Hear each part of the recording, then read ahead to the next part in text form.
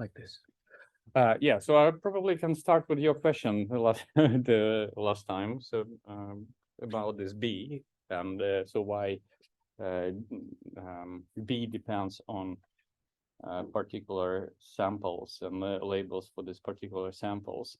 Actually, they are not. So in principle, so what we in the ideal case, all B's for this data, for which I mean for the support vectors, they should result in the same value, simply because of the fact that we are. Let me see if I yes. We are to compute this weights and biases. We are looking at the event of this support vectors laying on the same line. So and in this way, so they all should result in the same value, but in reality they are not, obviously. And this B is normally taken as an average, for example. So for different samples, so that's a more intelligent answer to your question last time. Yes, what I want to talk about, at least in the beginning of the class, is this topic which hanged in the air last time about kernels, and let's call it kernel tree. And again, so I don't want to go into super fine details of it, just to have, hopefully, to give you a sense of what is going on and what are the options you can have starting from this concept. First of all, there is an entire, there is a whole book on kernel machines, so kernel-based machine learning. So it's I mean, with quite sophisticated math, I would say. But so if you're interested, I can recommend you this title offline. But in the scope of our course, so I want to plant this idea of kernels. What do they mean, and how you can use them, use this concept in practice. Yeah, you remember, so when we considered SVM, so we are talking about classification problem and binary classification to begin with. So we have two classes, and graphically, so again illustrated on the case with two features, distinct features, we attempt to draw a line to separate two clouds of points or of samples described by these features. But obviously there are cases where this is impossible due to the internal structure of the data, and we need to do something about it. So I want to come back to this formulation over here, and so comment on this insertion of literal K. So what it is? It's kernel. Well, kernel, again, to demystify this stuff. What is kernel, by the way? When you hear kernel, what is it? Function. Huh? Function. A function. Do we have some understanding that it's a function? It is a function, so nothing more. So it's a fancy word to say about a function of variables, but it's not only a function; it's a function of transformation. So you and again, transformation it can be either explicit or implicit. So in this very context, insertion of this K-literal, so making, so this is a dot product calculation, so the measure of similarity, the measure of distance between two samples. So inserting K here, it transforms the value of similarity somehow. But then what I want to show you really an example that it actually happens. It can happen during the explicit transformation of features, which you can use in your machine learning tasks. So all in all, first we talk about kernel trick.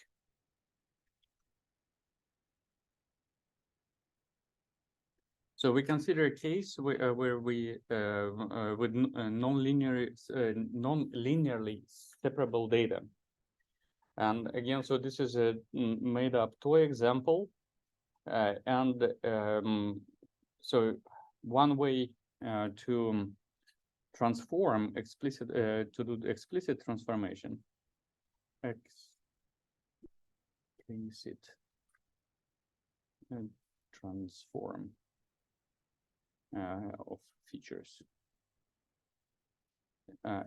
is to increase dimensionality of the original problem by adding some higher level interactions between features.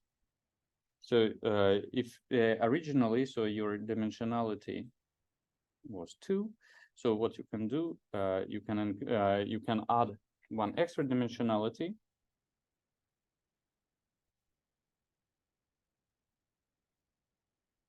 where these two features interact in some nonlinear way. So, for example, x squared plus y squared, or x1 squared plus x2 squared. And then, so you have a 3-dimensional case where each sample is described by x1, x2, and this third feature, x squared plus x1 squared, x2 squared. And in this way, so you would, so again, so easy to visualize somehow.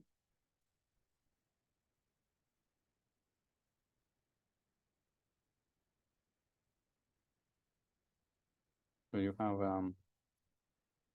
paraboloid. So that was your original features, x1, x2. And so that was your feature 3. X1 squared plus x2 squared. And by doing this, so in this very example, so you would you can show that this outer circle lifts up and is located just above this inner circle data, which is located on the bottom. So 2D projection is looks like this. So, and again, so this is a toy example of saying how non-linearly separated data can be transferred into linearly separated data. Now you have to say to solve a 3-dimensional problem and find a separation plane, so hyperplane, so dimension of the task -1. Yes.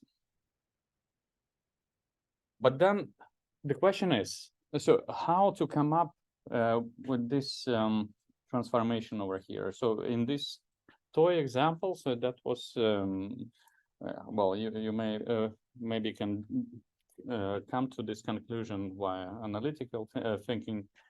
But what would be the general algorithm for this to do this? And apparently that's a difficult question. And there are ways. I will show you some, and I also put online one reference on a practical guide with some mathematics behind on how to do this kind of transformation. using this different method, which I will outline very soon. But what was understood basically is that it is not always that you need to do this explicit transformation, simply because it can be really unknown. So how to do that? So what kind of interactions between features lead to better separability? So it's a problem in itself. On which dimensionality it leads to better separability? So all these questions are hard to answer. So and it was at the same time discovered that in many cases you don't need explicit transformation. So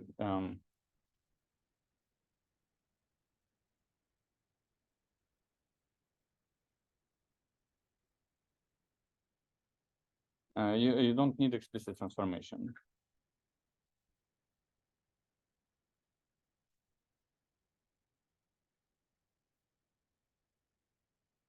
Kernel trick.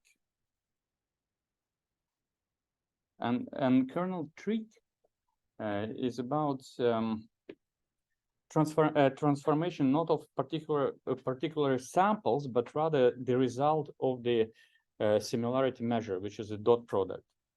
So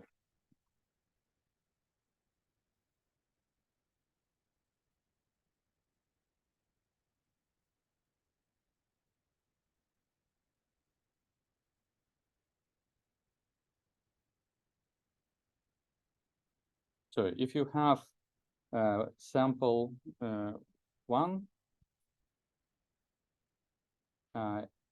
dot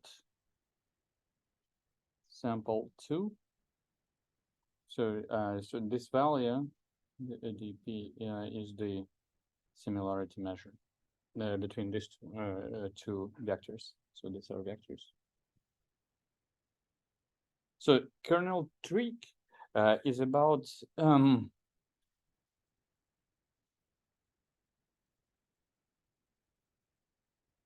introducing a function on values of x1 and x2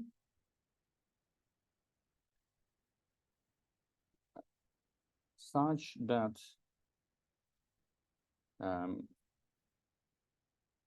dot product is approximated. Dot product is approximated if you would explicitly transform these values into higher dimensional space by some method.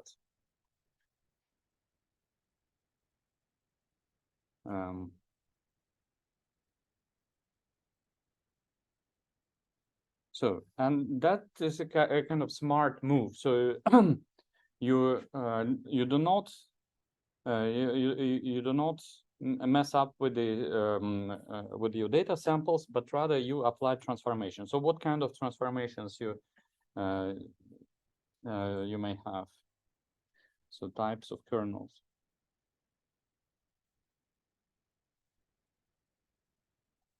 So there are several of them, and so I guess you already done with lab 1 now. So you tried yourself different ones. So for example, polynomial. So k x y equals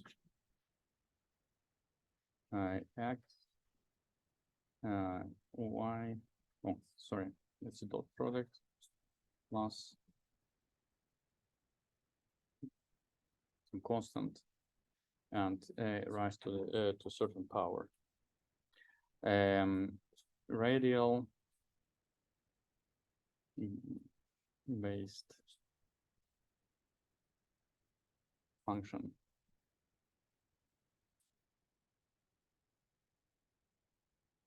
So kernel x y equals e to the power distance between these two, x minus y squared. And divided by some parameter.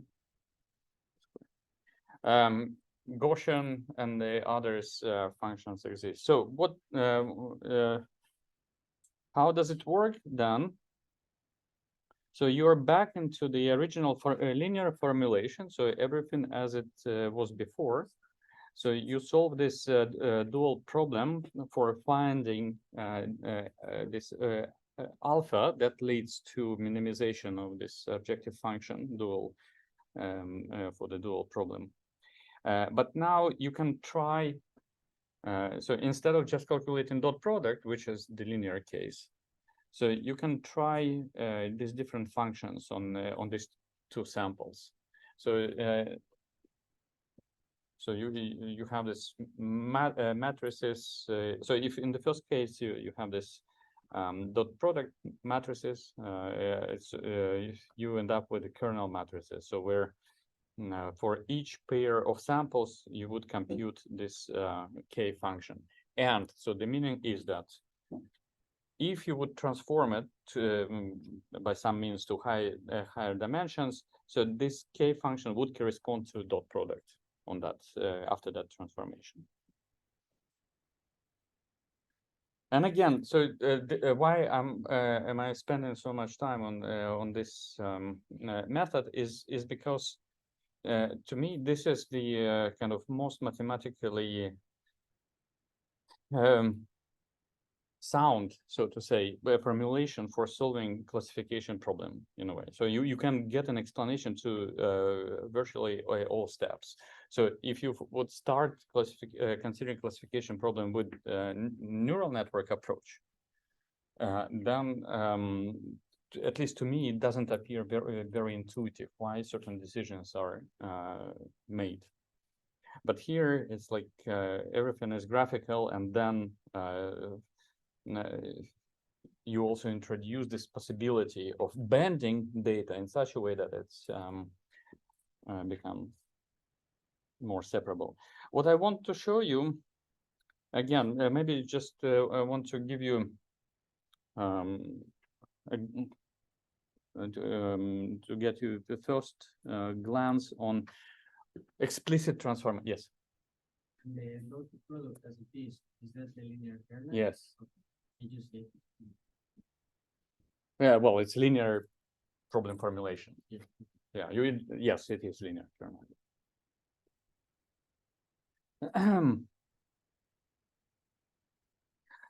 Yeah, explicit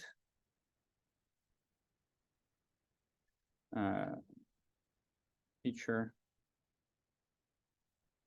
and transformation. Also, you see, maybe I can sound a little bit contradictory here. So I said that, well, in many practical problems, in many practical scenarios, you don't need to transform features because it is costly, and because you don't know the properties. So which interaction of features result into in what kind of separability. But there is there are some cases where explicit transforms still needed, and maybe they can be a solution to for better classification. And here the idea is to find such transform that corresponds to specific kernel. So that's, I mean, so that you still can reason mathematically, so that with this transform, I'm applying this kernel. So what I will be, what I want to introduce idea behind so-called random Fourier features. Random Fourier features. So this is the method for explicit feature transformation that corresponds to Gaussian kernel applied to dot products between features of original dimensionality. And again, I will not. So the link to to the tutorial on this method. I put online in Canvas. What I want. Do I have this cheat sheet or not? Then I will be improvising, I guess.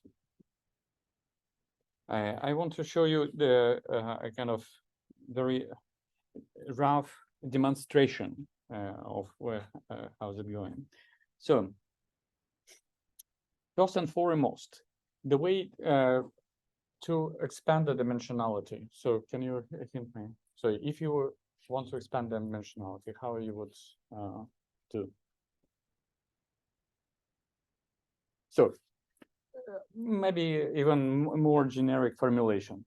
So you work with the task of a specific particular dimensionality in terms of number of features that describe certain phenomena.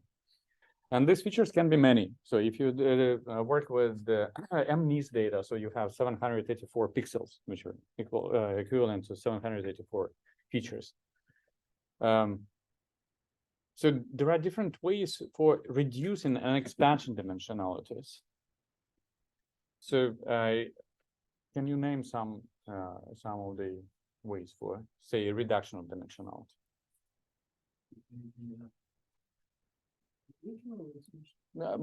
Any. PCA is one thing, yes. Any other? Huh? T-SNE, it doesn't really reduce the dimensionality, so it's purely visualization methods. Isn't the goal to visualize in low dimension? Yeah, it does, but it doesn't transform the. It doesn't transform the original features, right? LDA. Huh? Latent. Linear discriminant. The discriminant. Yes, but I mean the simplest method would be to use projection. So you can always project to lower dimensionality. So if you are not concerning kind of reducing the noise by dimensions that are not significant, so you can always use projection matrix, random projection matrices techniques, both for reducing and expansion dimensionalities. So you so if you're a regional task is d-dimensional, so you can project or expand dimensionality without affecting the similarity between samples.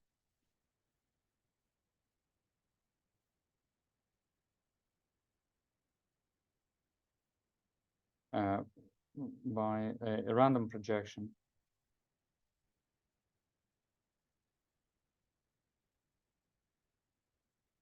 Expansion.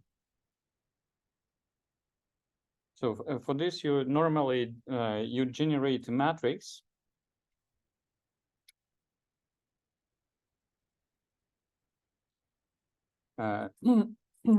Generate projection matrix.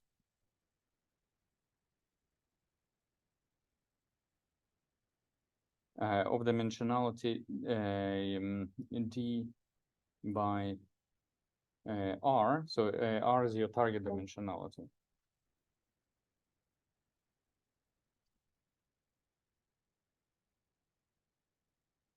And so yes, yeah. So there are some specific properties of this matrix. So it should be orthonormal. So the columns should be linearly independent from each other, and so you normally generate values taken from some normal distribution. Again, if you Google for random projection matrix, so you find the first hit will give you the exact algorithm on how to do that. But the idea is that you have this transformation H, which takes the original features and transform them in dimensionality D and transform them into R, dimensionality R. So it can be larger or smaller. And so if you have, and this transformation is easy. So it's like if you have your features, X, D, and you have this R by D matrix, V1, 1, V1D, VR1, VRD, and then you basically so multiply this these two, and you get a new set of features which are now R-dimensional.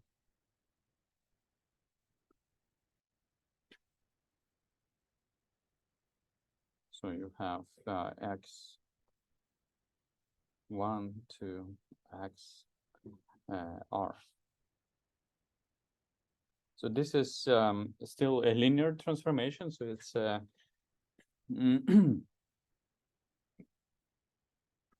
but this is kind of a standard way, for example, well, depending on the needs, either to reduce dimensionality or to expand, preserving the properties, the similarity properties of the samples.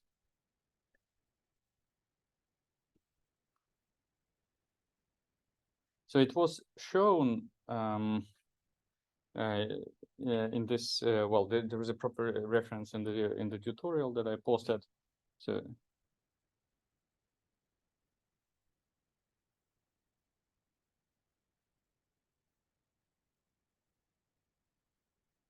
That if you take now this kind of projection matrix, again satisfying certain properties. So if you have this X in the original dimensionality, and so you have this projection X. Well, maybe plus some bias parameter, and use it as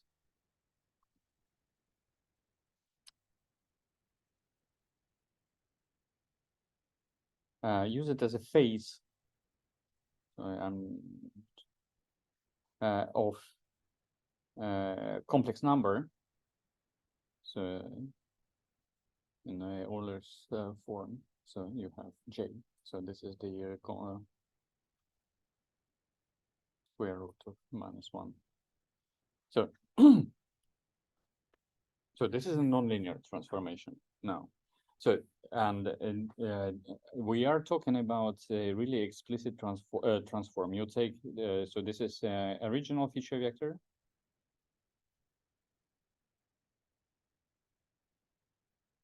So this thing over here, so this is expanded.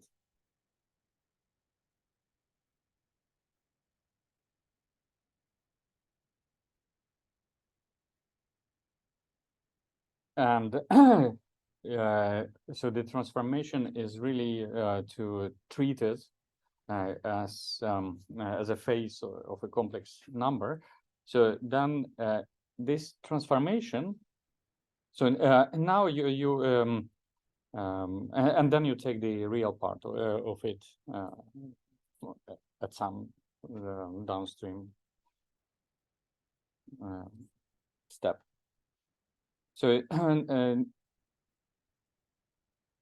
now if you can compare the dot product, so before the transformation and after the transformation, so between any pair of the samples, then you should see some difference. So what kind of difference you should expect? So I have some demo here. And formally, it was shown that it corresponds to really this Gaussian kernel on the in the implicit transformation case. Sorry.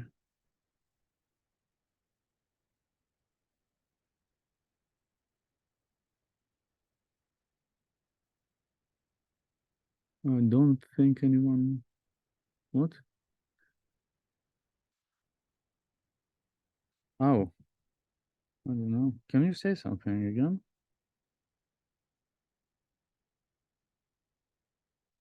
I didn't hear you, but I don't know. I wasn't muted. So. Can you try again?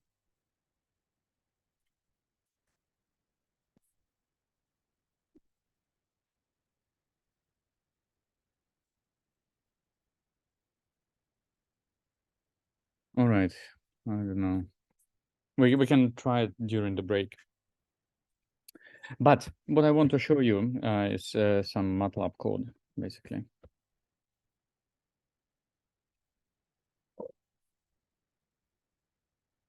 I will not go through again the details of it. So let me just hide it.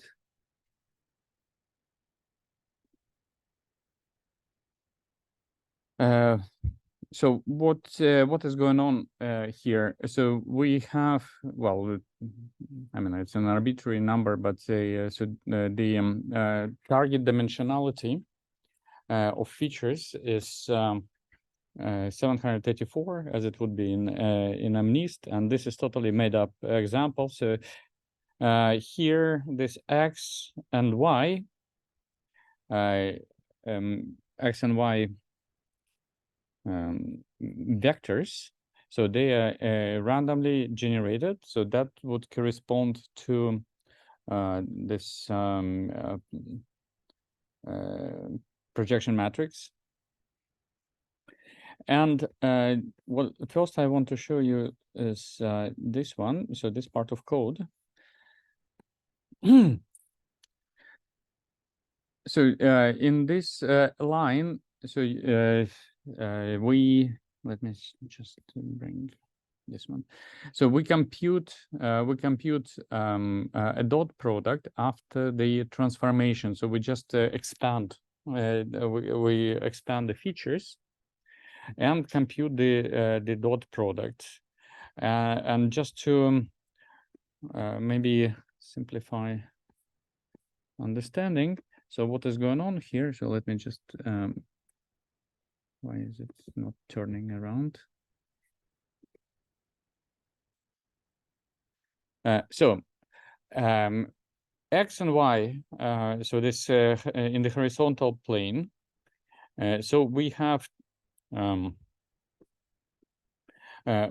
two features after mapping to high-dimensional space by projection, and in this case, so we just so display a random. We display some interval from 0 to 200 for both features. So this corresponds to this case.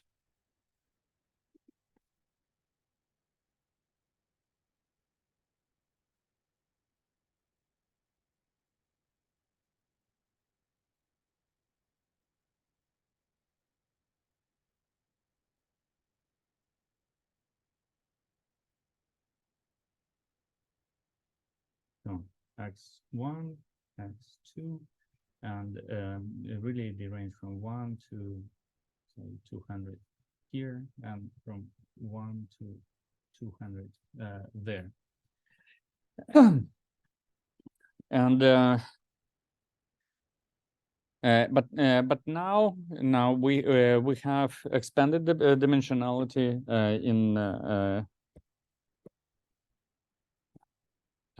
in this way. So just we didn't apply any exponentiation so far. And what we do here, so we select a sample which corresponds to features located at with values 100, 100. And start to compute the dot product to all other features, basically. So let me see if I can. Probably not. No, it's hanged.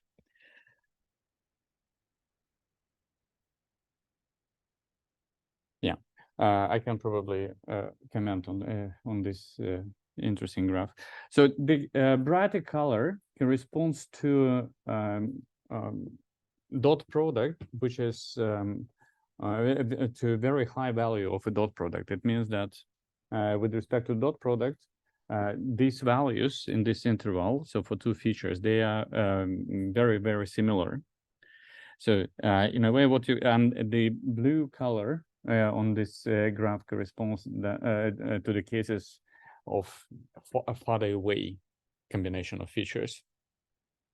So what we see here is that in this simple example, so all values along the diagonal and in some range around the diagonal. So with respect to dot product, they're all very, very similar to each other. And so that's quite intuitive if you just spell out the dot product. So along the diagonal, you just scale the values by some scalar, and which basically doesn't. So the value, for example, in the beginning of the interval, say 1, 1, and the value of 200, 200. So this, with respect to dot product, they are they have same value, basically. You should probably protest at this point. So the dot product will always increase. So this is not a dot product. So so this one is limited to 1. So it's normalized dot product. So it's cosine similarity. But nevertheless, so what happens if you now take this data and do this kind of transformation? So you treat it, you treat this new vector as exponents of complex numbers.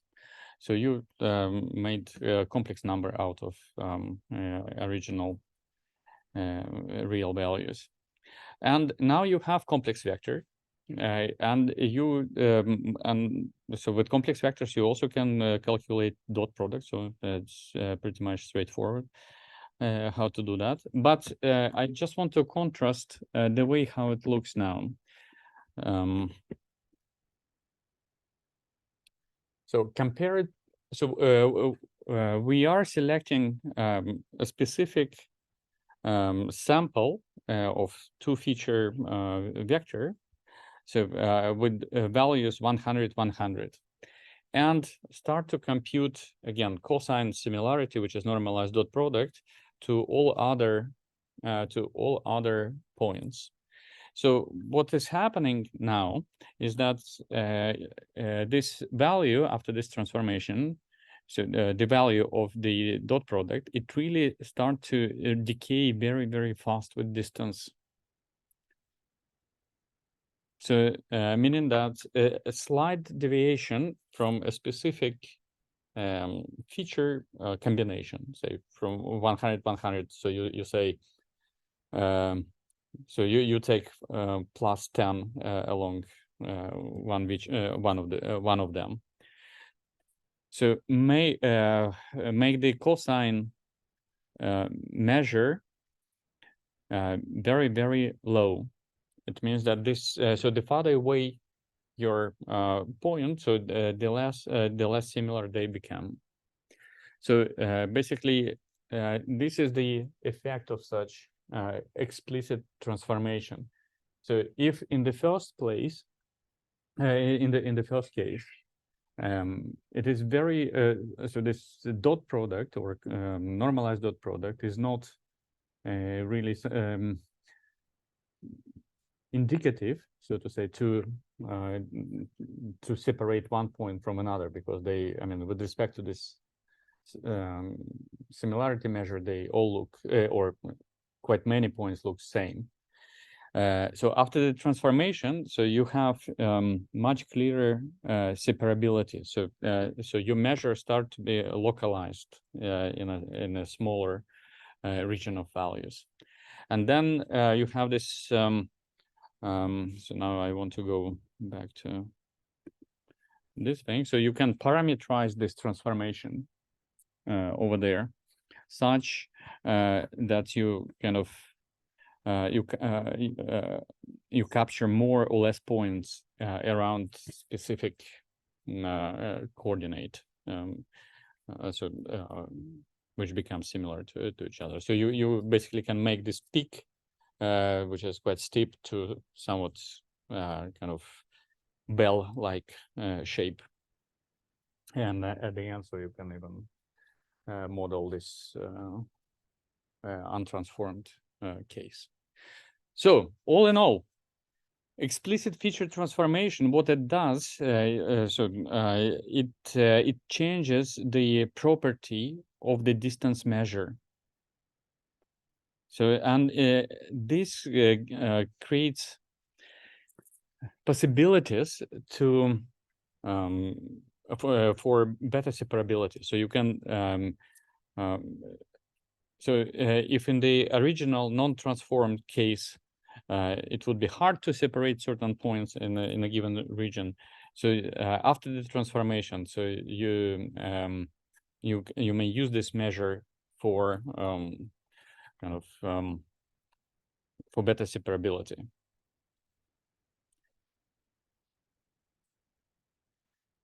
So I want to stop at this point, and if you want to know more, I guess the best way is first to read these tutorials that I posted, and maybe playing around with some examples. Let's take a break, and so I will continue with something different.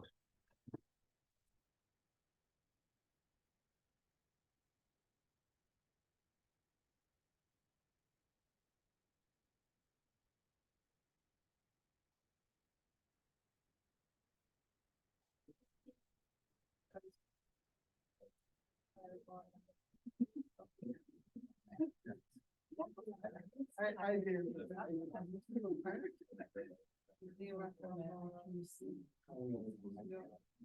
have a question. Yeah. About lab 1 and Yeah. SFPN. Yeah.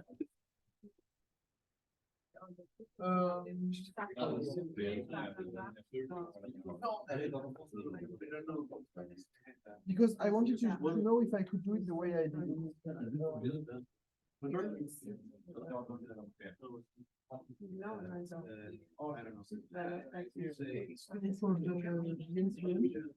If I understood well, with the 1 versus 1, we have to train each class against each other. Yes. So I made myself like the 3 different classifiers. Yes. But then I also, because my question is, I also saw that the psychic class SVC also has like a parameter 1 versus 1 or 1 versus rest. But I wanted to know if this was the right way to. Yeah. I mean, you can do it manually. Like Okay. the way how you did it, and then you, I mean, I think. Very briefly, the transport on it. I think that like. Yeah, no, I didn't spell out. I mean, so then you basically need to kind of aggregate. Yes, the exactly. That's performance. like, so that's what I do. I have a majority vote. Yeah. For the majority class. But then for the 1 versus 1, I always keep. I always exclude 1 class, right? Yes. Okay. Yes. So okay. Absolutely. And you're right. So part of the site feed, so they have it already implemented. In the Yeah, but then I assumed. I mean, when I first read the thing, I thought that I had to do this, and then when I discussed with my lab partner, he did it the other way, and that's why I was just wondering if I could also. Do Yeah, this, absolutely. like Yes. this. Okay. Thank you. Yeah.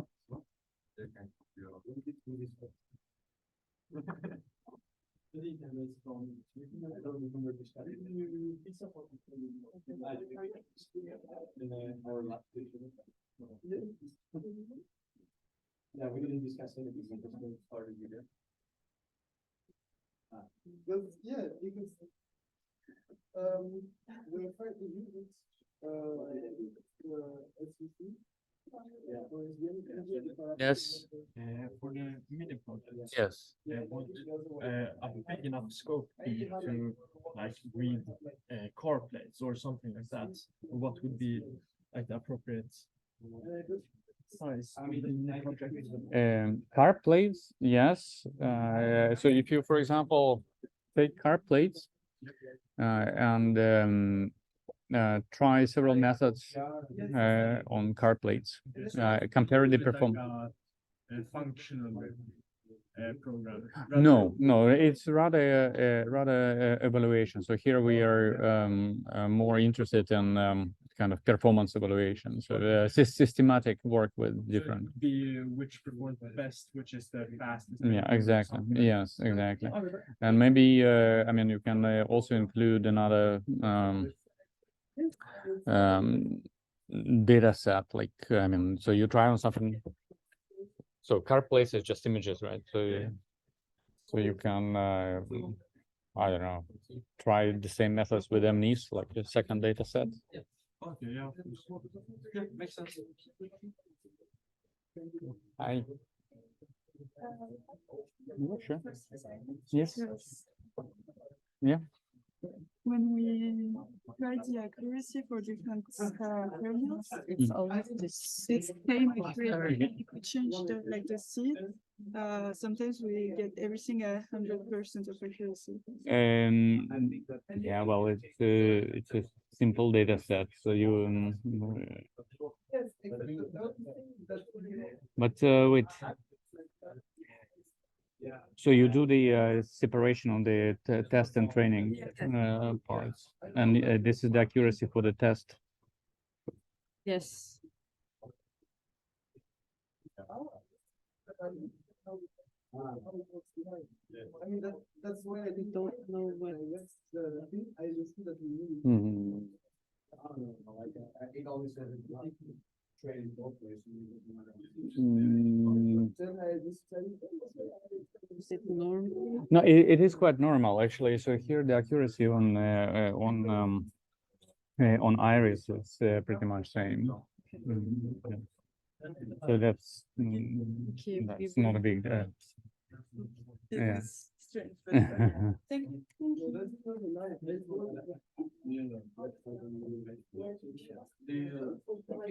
Oh, yeah. I mean, not really, because,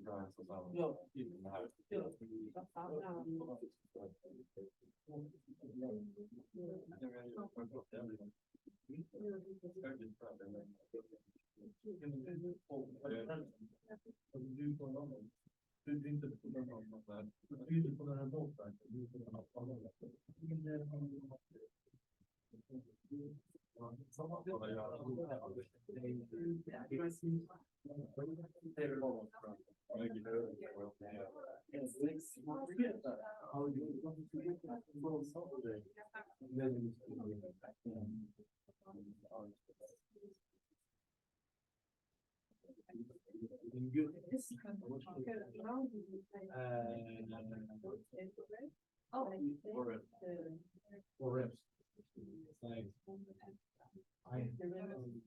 Yes. Like, I have never. Since then, I also. I know I can bet.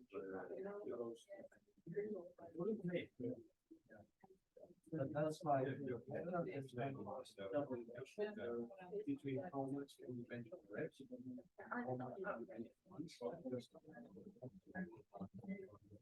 Like,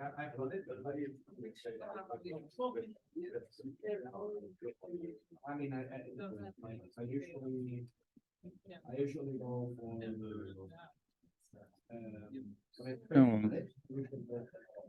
Are we all back? Maybe we can resume.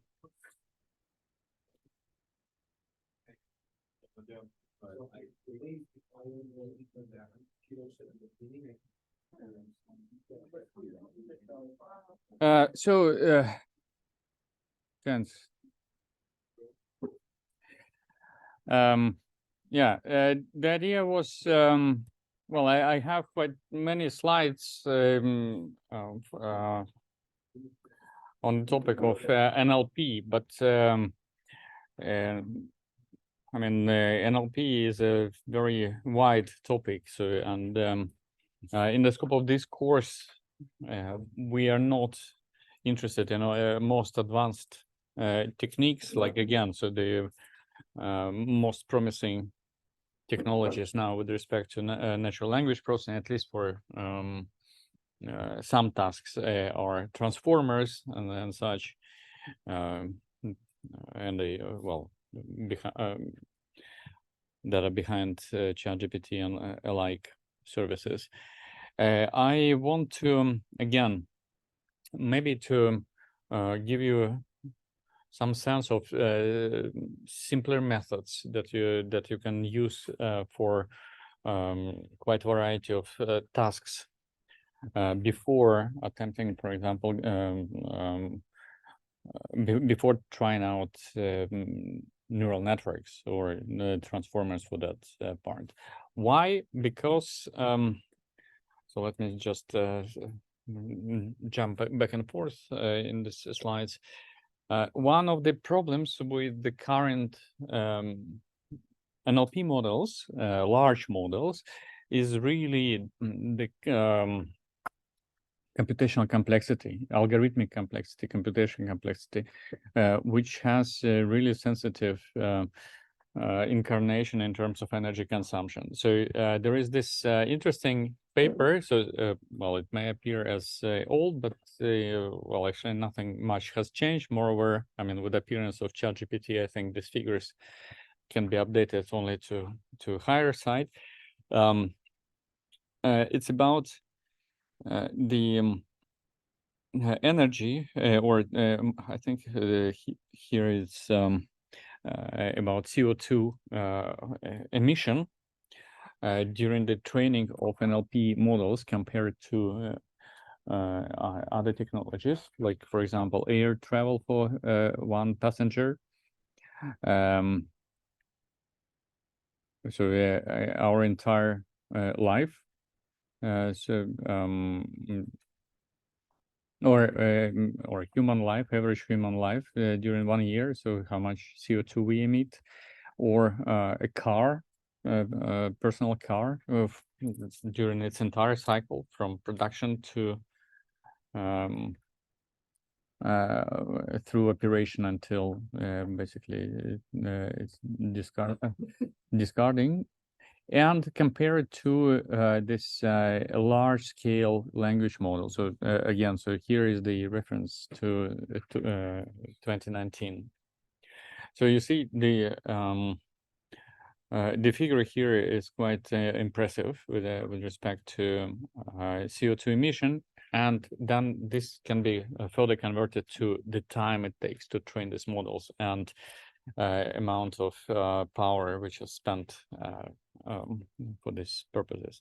So that was one of the ideas to basically resort to some simpler models, and maybe just talk in general about what is a language model.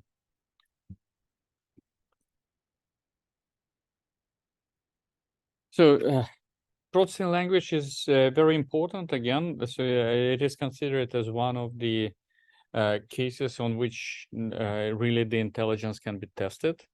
Whether this large language model can pass Turing test is kind of debatable. So did you hear that it passed Turing test, the ChatGPT? No, I heard that it didn't, basically. not in full, anyways. So, but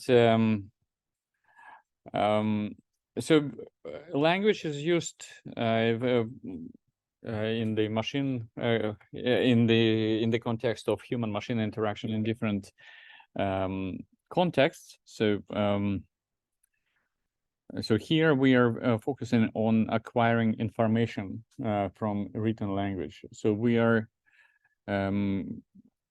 I mean, written artifacts are evidences. So keep historical evidences, and basically one of the fundamental blocks of our intelligence.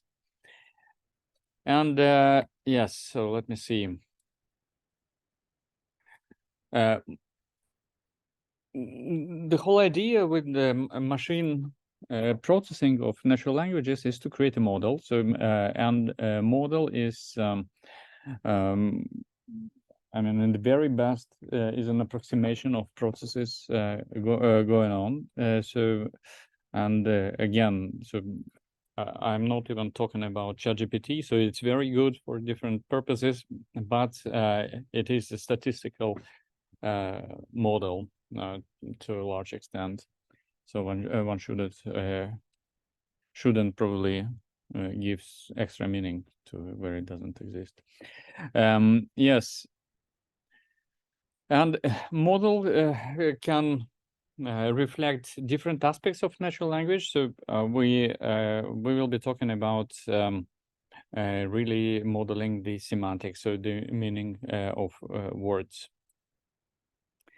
And these models can be used in a number of tasks. So typical tasks for natural language processing are like genre classification or type of text. Language identification, that is something that you will be working with in next lab 3. Spam detection, spelling correction, automatic summarization. And obviously, so all in all, we want to extract information from you know, free form narratives. So all models, so they the taxonomy is basically quite simple. So you either build a probabilistic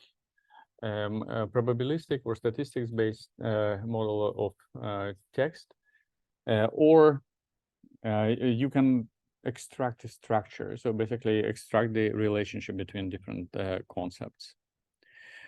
Again, maybe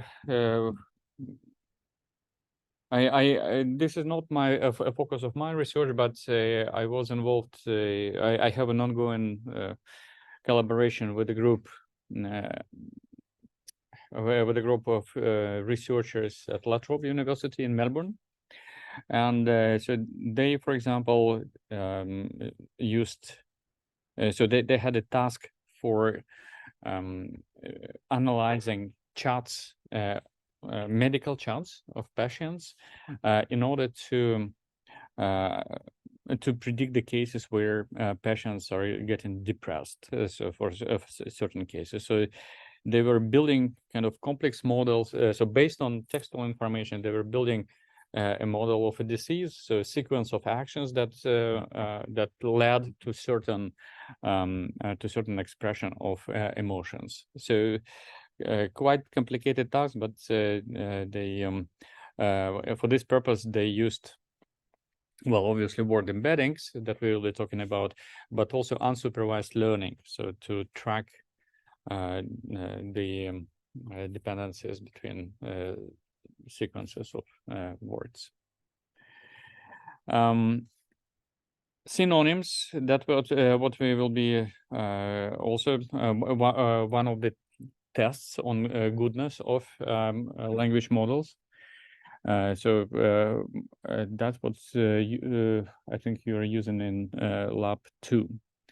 And basically what I want to tell you, so now I will not obviously spell out all the slides here, So they're quite verbal.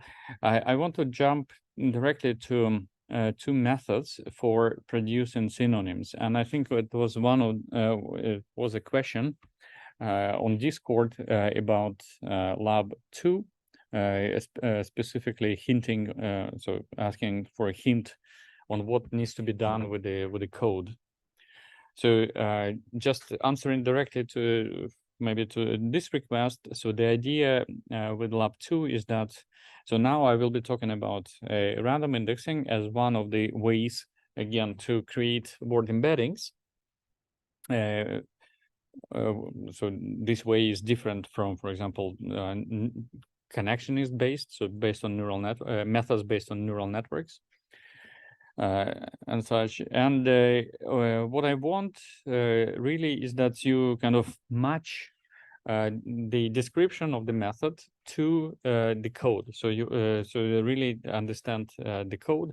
And when you do that, so then it will become evident that some parameters are hard-coded in that implementation. So basically, what I want you is to find this place where I mean, certain parameters of the algorithms are hard-coded, and suggest, you don't need to modify it, but just suggest a way to make it more tunable and flexible.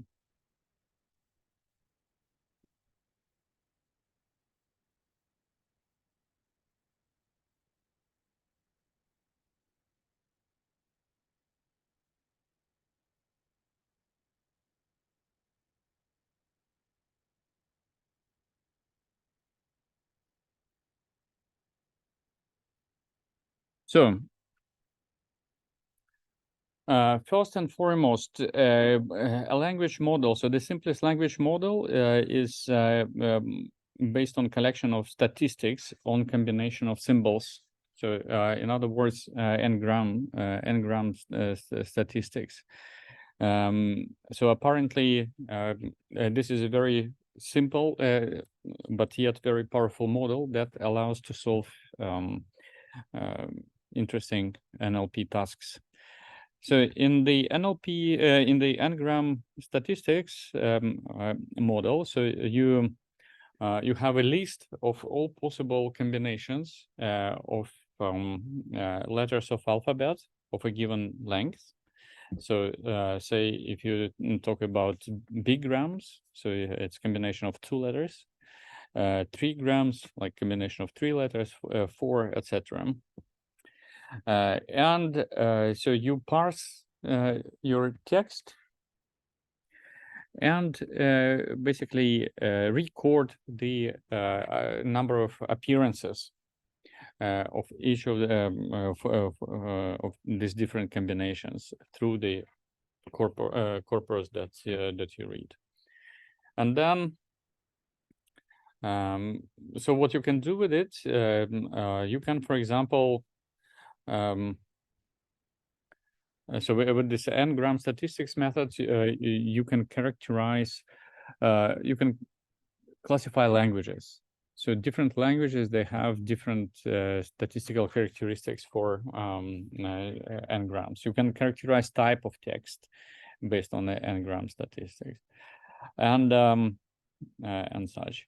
So I enabled two. I enabled one Python code. So the Jupyter Notebook. So where the n-gram statistics method is implemented. So so for you to play around with it. So again, I will not go into details, but again, the whole method is very simple. So you start with creating this n-gram, so a long list of possible combination of letters, basically counters for each n-gram, and then you load the data. So you have training corpus, and here so this is the already pre-processed data set. I think in the lab, I think it's in lab 3. I'm asking you to prepare this data set based on the raw data from news database. But in this very example, you can you can use this file maybe to also to test your implementation. So and compare to the performance of the model after your pre-processing. So just again to show you, so this data set contains samples written in 21 European language. And I think for Cyrillic-based languages, so it's Latinized. So it's and then so there is a split on training and test data set. So everything is labeled, and the task is to and this is an example of a sentence in Dutch. That you need to process, and then you basically what you do as part of this implementation. So you can have a look here. So you take a piece of data, and then so you fix the size of the n-gram that you want to use for your model, and just go through this text and increase. Increase the counter. So you increment the counter for a specific n-gram over here. And so at the end, so you also, let me see if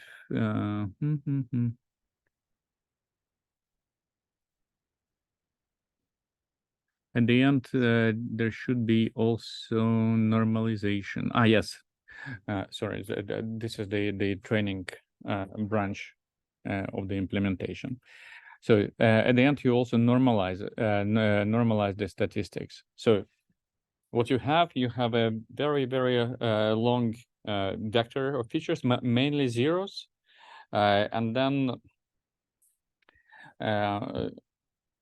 and basically this vector statistically can has good discriminability with respect to the language that was used. So please have a look at this implementation. It will be also helpful in your lab 3, where you will use an alternative method for encoding n-gram statistics. So one, yes. It's in Canvas now. Okay. So let me see.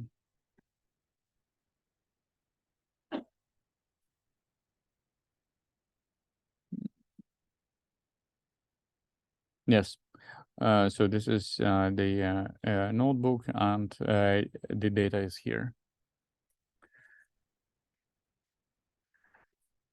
But again, so one of the ideas, at least in lab 3, is to let you to construct this data. So this is a clean data set, basically after pre-processing. So removing the punctuations and the special characters, and I think after lemmatization also. So basically, you can try it yourself.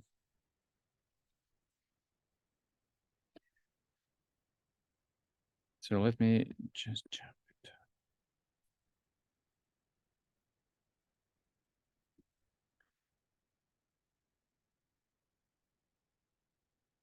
So word embeddings.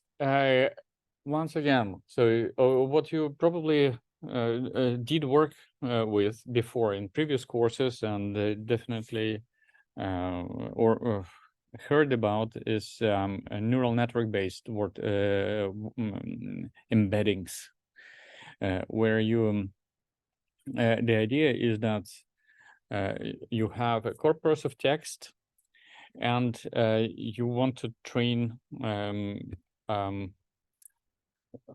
you want to get a representation, vectorized representation of a word. So let me see.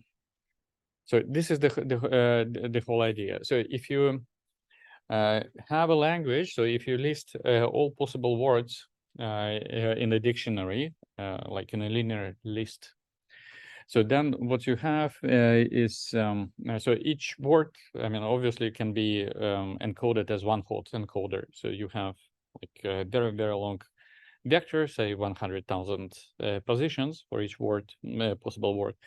And then, so you basically set one for a given word. So this possible one hot encoding. But that's not practical because of the length of the dictionary and corresponding dimensionality of the vector. So what you want to get a more compact representation of the words, which also possess certain semantic similarity. So this representation, vectorized representation, you can use similarity measure like cosine similarity that we talked about, and so nearby concepts should basically be similar with respect to this metric. Let me just yes, I will come back to it. And the idea with word embeddings based on neural networks is rather straightforward. So you always, I mean, the main assumption is that a specific word, so the meaning of specific word, can be modeled by the surrounding words. So basically, statistically, for example, word Paris is surrounded by some repeated patterns of words, and that's what you normally do. So you so you can get these embeddings using two methods. You either try to map a specific word to the words around it, or basically using the bag of words concept. So basically you take the surrounding words and you train a neural network to hit or to produce a specific representation for a target word. So in both cases, so you take context. So in terms of so words around target word as the main kind of bearer of the semantics for this word. And so in lab 2, so you will use existing methods for word embeddings to test the performance on the synonym test. What I want to show you here is, again, an alternative method, so which is not neural network based, but rather based on statistical properties and co-occurrences. So that method that I want to present to you, so it's derived from Latin semantic analysis method, so which was presented a long time ago. And the idea is that so you have well, words for which you want to have this embedding, and the documents in which so from your training set. So you have many documents, and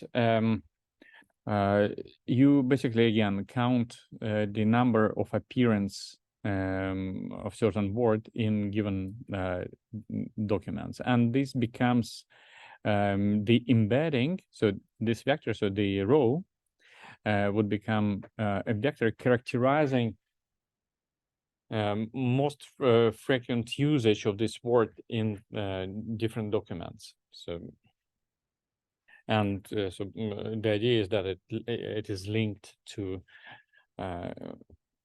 so the statistics is linked to certain meaning in different contexts. And this Latin semantic analysis, what you have after this kind of processing, you have a huge matrix. So like you have many documents to parse and many words to find embedding. And then you perform dimensionality reduction, basically. So in this way, so this matrix is very sparse.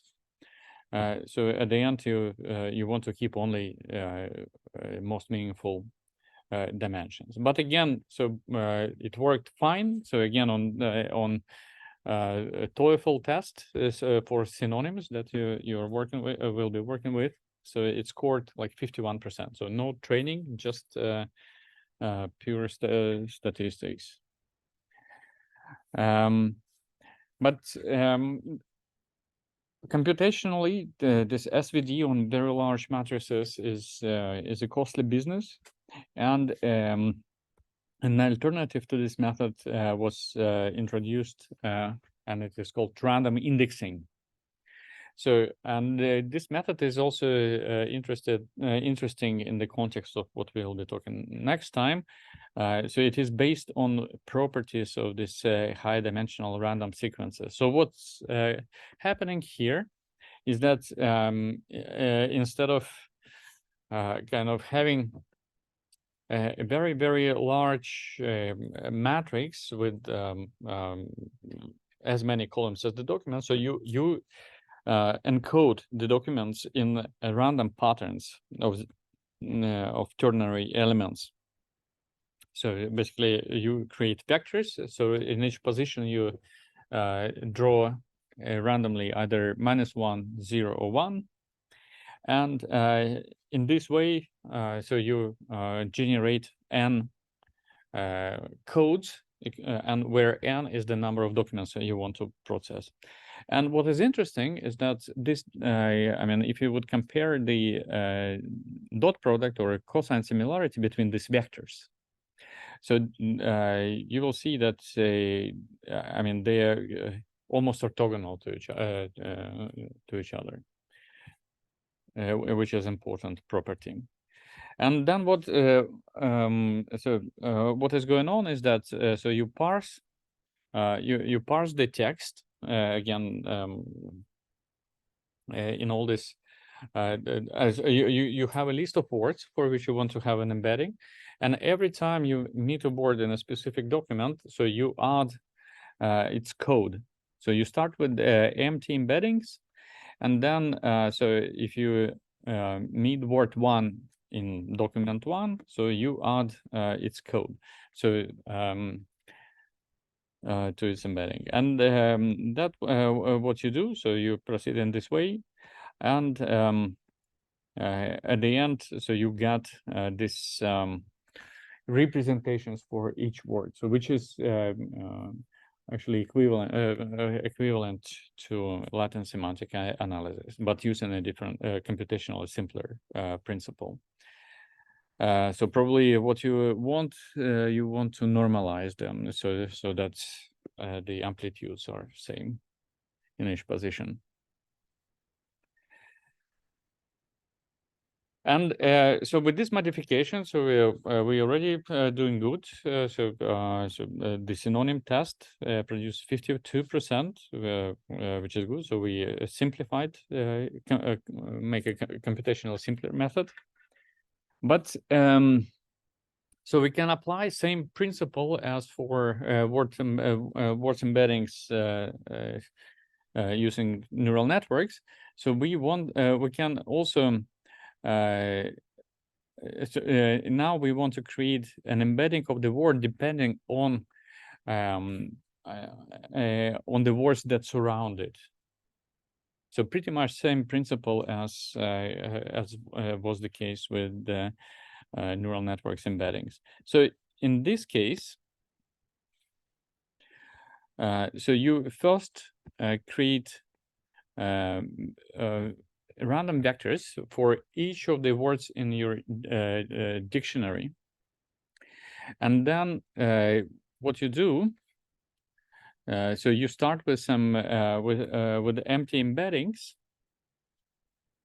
So if you want to create an embedding for B, so you want to use the codes for all the words surrounding it from before and after that. And to do this, so you take the original vector, and then there is a technique to say that this particular word is on position number 1 or on offset 1 from the target word. So this technique is called well, permutation. So you basically shuffle. So you have a shuffling pattern between the dimensionalities, and so what you do, so you take the original code for specific word, for note, for example, and permute it number of times depending on how far away it is located from the target word. And then you add these words to the embeddings of your target word. So, and already this embedding, so the difference is that here we are not concerned about appearance of words in different documents, like in this global structures, which are where the kind of semantics, links to semantics is maybe not very evident. We change the encoding for the or embedding for the specific word dependent on the context in which it is met. So we are keeping track of the surrounding. So basically the neighbors define the meaning for the target word. And with this addition, so we drastically increase our score on synonyms tests. So which is about 78% now.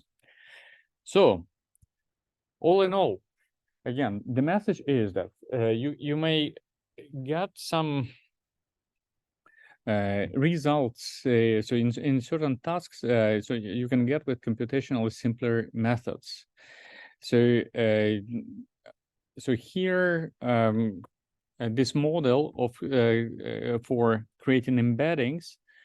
So you can use neural networks, but then you should expect that you need very large corpora and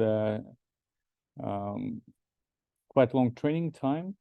Or you can, again, build some simpler models, which are kind of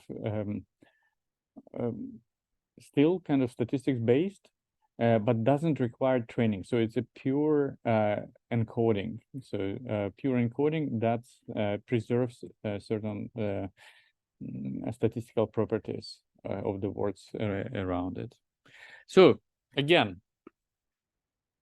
Google for random indexing. So this PDF is online, and implementation is given as part of lab 2.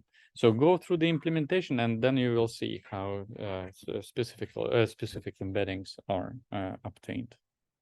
So that's it. Any questions? No? Try it out. This is cool. All right, then see you next time.